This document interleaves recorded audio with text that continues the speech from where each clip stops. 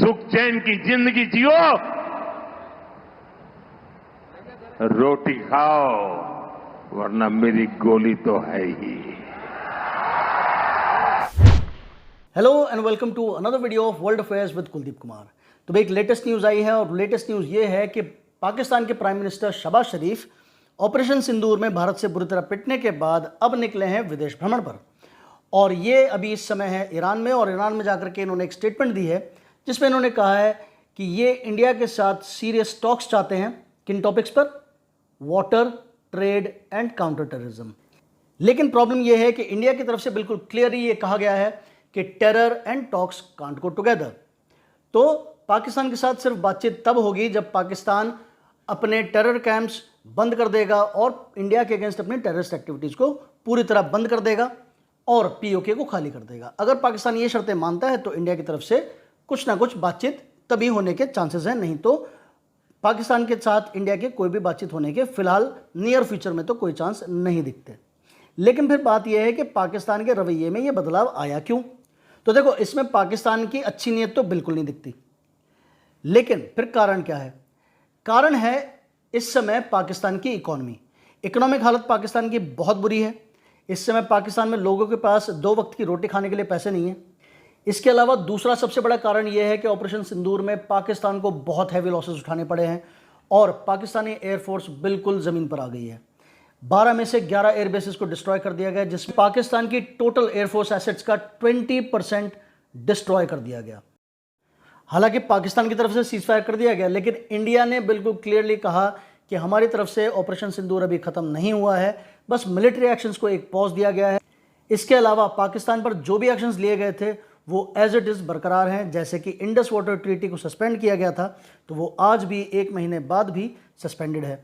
अब देखो यहाँ पर ये आप देख सकते हो, ये सलाल डैम की इमेज है जो कि चनाब रिवर पर है, और चनाब रिवर आगे जा कर के पाकिस्तान में एंटर करती है और ये इंडस रिवर में ही मिल जाती है।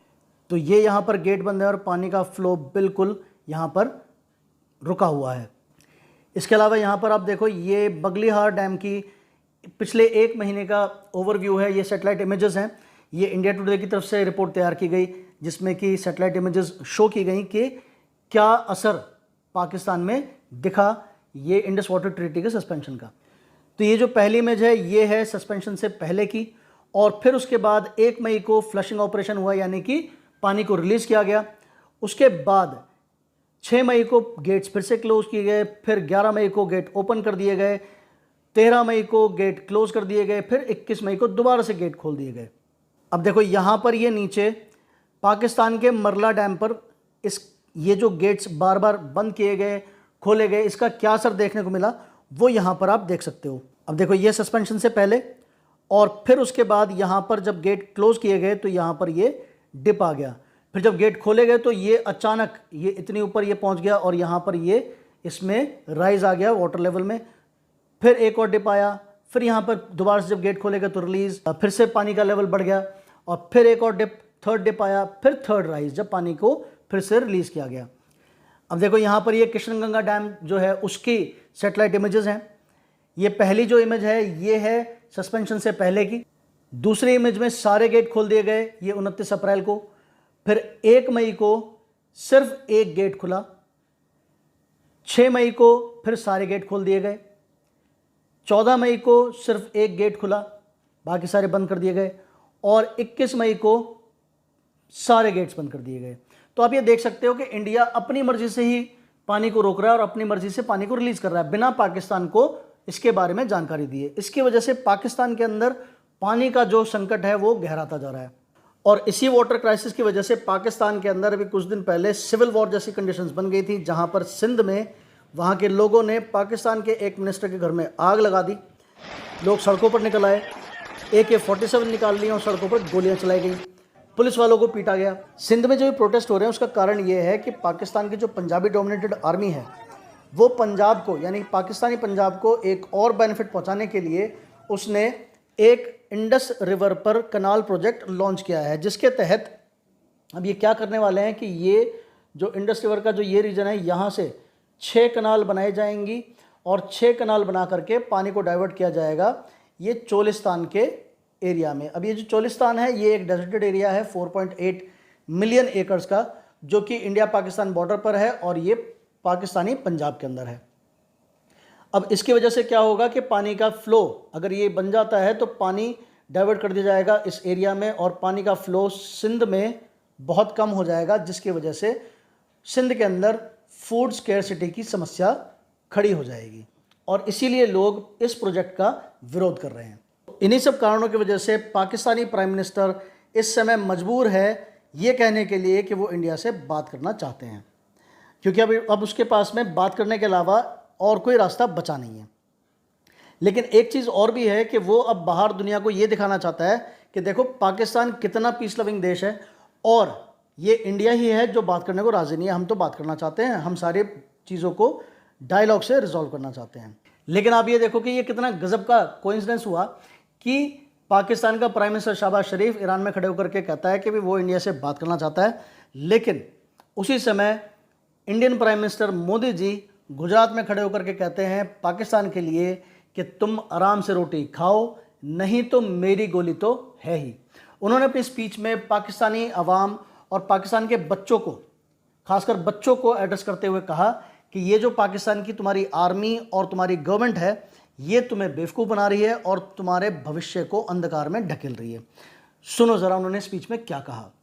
मैं कच्छ की इस धरती से, पाकिस्तान की सीमा पर सटा हुआ मेरा जिला है,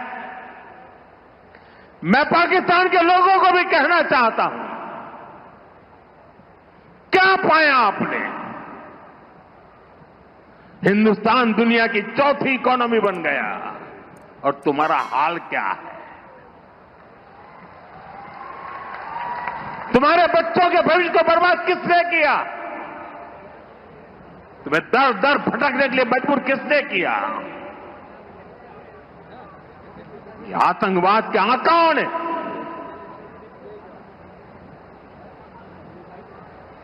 वहां की सेना का अपना एजेंडा, पाकिस्तान के नागरिकों, खास करके वहां के बच्चे, ये मोदी की बात कान खोल करके सुन लो, ये आपकी सरकार और आपकी सेना आतंकवाद को समर्थन दे रही है। आतंकवाद पाकिस्तान की सेना और सरकार के लिए पैसा कमाने का जरिया बन गया है। पाकिस्तान के युवकों को तय करना होगा, पाकिस्तान के बच्चों को तय करना होगा, क्या ये रास्ता उनके लिए ठीक है? क्या उनका भला हो रहा है? सत्ता के लिए जो एक खेल खेले जा रहे हैं, क्या उससे पाकिस्तान के बच्चों की जिंदगी बनेगी? मैं पाकिस्तान के बच्चों को कहना चाहता हूं, ये आपके हुक्मनारा, ये आपकी सेना आतंकवाद के साए में पल रही है। वो आपके जीवन में खतरे पैदा कर रही है, आपके भविष्य को नष्ट कर रही है, आपको अंधेरे में धकेल रही है। पाकिस्तान को आतंक की बीमारी से मुक्त करने के लिए पाकिस्तान के अवाम को आगे आना होगा, पाकिस्तान के नौजवानों को आगे आना होगा। सुख चैन की जिंदगी जियो, रोटी खाओ, वरना मेरी गोली तो है ही। वाह, this is the way the Indian prime minister should talk. बहुत ही गजब की स्पीच थी और बहुत ही गजब का और बहुत स्ट्रांग मैसेज था पाकिस्तान के लिए और पूरी दुनिया के लिए भी कि अब इंडिया टेररिज्म को 1% भी टॉलरेट नहीं करेगा। तो ये कुछ अपडेट्स थे इंडिया पाकिस्तान रिलेशंस को लेकर के। ऐसे ही अपडेट्स पाने के लिए चैनल को सब्सक्राइब करें, घंटे का बटन दबाकर ऑल नोटिफिकेशंस को ऑन कर लें ताकि हमारी आने वाली सभी वीडियोस के नोटिफिकेशन आपको टाइम पर मिलते रहें।